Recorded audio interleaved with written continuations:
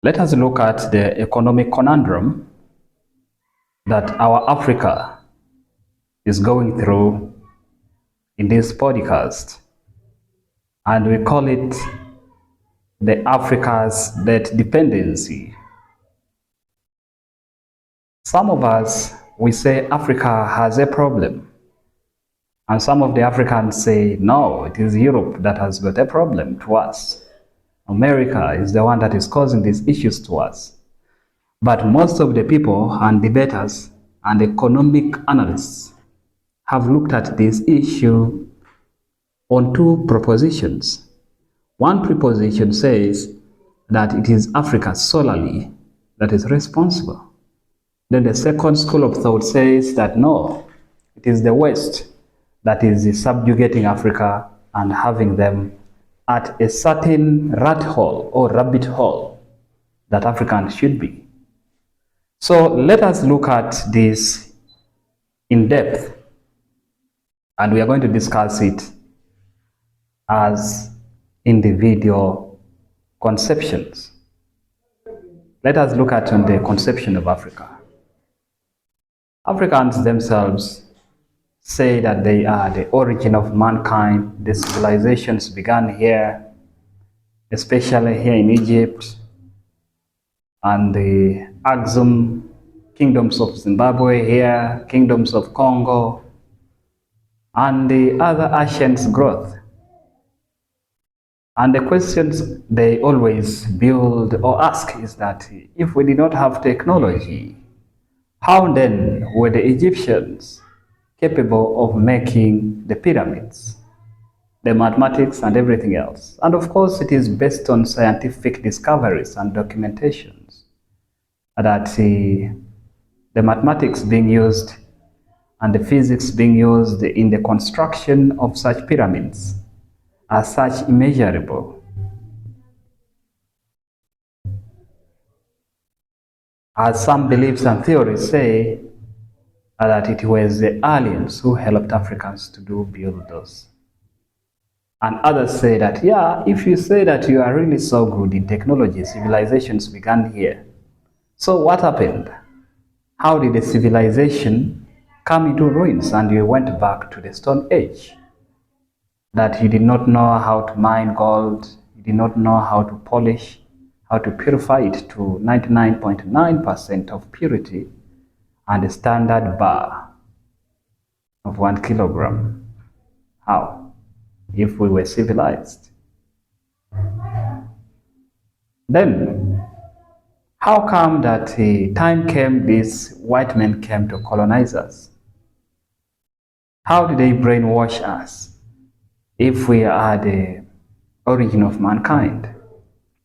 How come that we submitted to what they say and refused to submit to our consciousness? That is where the debt comes in from.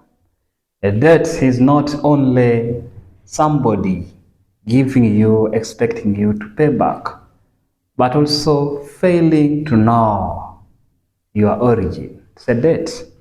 Why don't you understand where you come from? Why don't you understand where you are? And why don't you understand what is going ahead? Countries like America plan 200 years ahead, 150 years ahead. For us in Africa, we plan a year ahead. Our disaster preparedness ministries normally even don't have any plan. That in case of anything, they must look for resources. They call for foreign help. So that is the problem. And that is the foundation of debts. Let us look at this on the positions of Confessions of Economic Hitman by John Perkins in his book, saying that European countries or first world countries have devised means of managing Africans and the rest of the third world countries. They come to a country where they see raw materials or rare earth metals or even resources. Let's make it simple. When they come there, They will send an expert who may talk to the government agent, maybe a minister, for example. Tell him that in your country, you are going to have developing GDP. You are going to grow faster. And the only condition for you to grow faster is by you improving on your infrastructure. You improve on the infrastructure, it means that you are now ready for that growth. And therefore, you'll be in position to outcompete the global economies. You'll be the middle income country, and possibly you may threaten to be part of the first world countries. And so, that government agent is of course going to communicate with the leader of the country after getting this kind of development information from the Western agent. After getting such information, he's going to report to his official leader on top, for example, the president. That is the first step. Then, after getting information from the president, he's going to report back to the what? To the foreign contractor. And that contractor is also sent by his government. It's a game, all right? When he reports back to the contractor will now go back to his government and say, has accepted. So when he's accepting, that contractor now reminds this government agent, for example, I said minister, and he tells them that we are going to get the money for developing. And where are you going to get it from? They're going to take you to the International Monetary Fund or World Bank.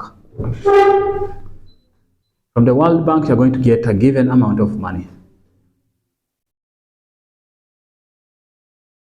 Why do they go only to countries that have resources? Because it is very easy to trap you when you fail to pay that debt. So after giving you the debt, money, you're going to develop yourself. And they're going to come behind and say, when we give you this money, we are the ones again to give you expertise. That expertise is going to come from them, and you will not refuse.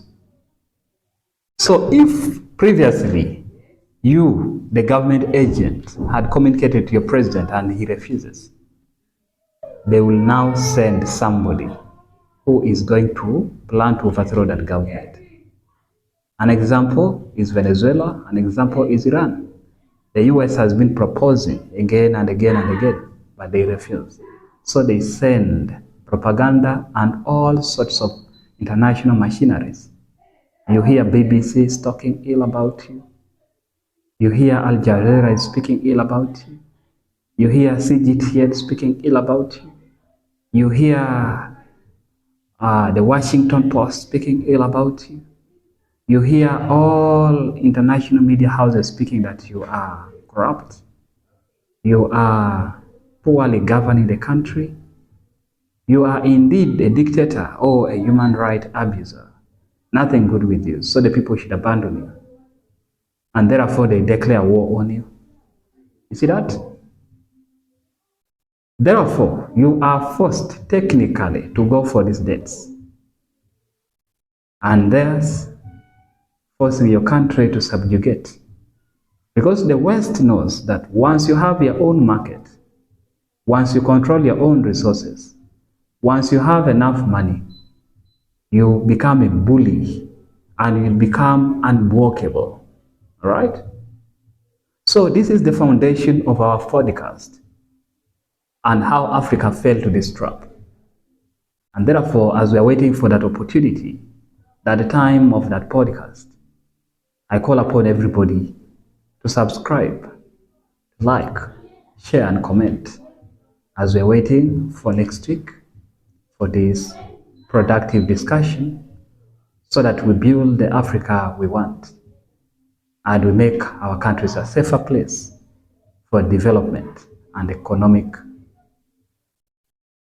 giancy.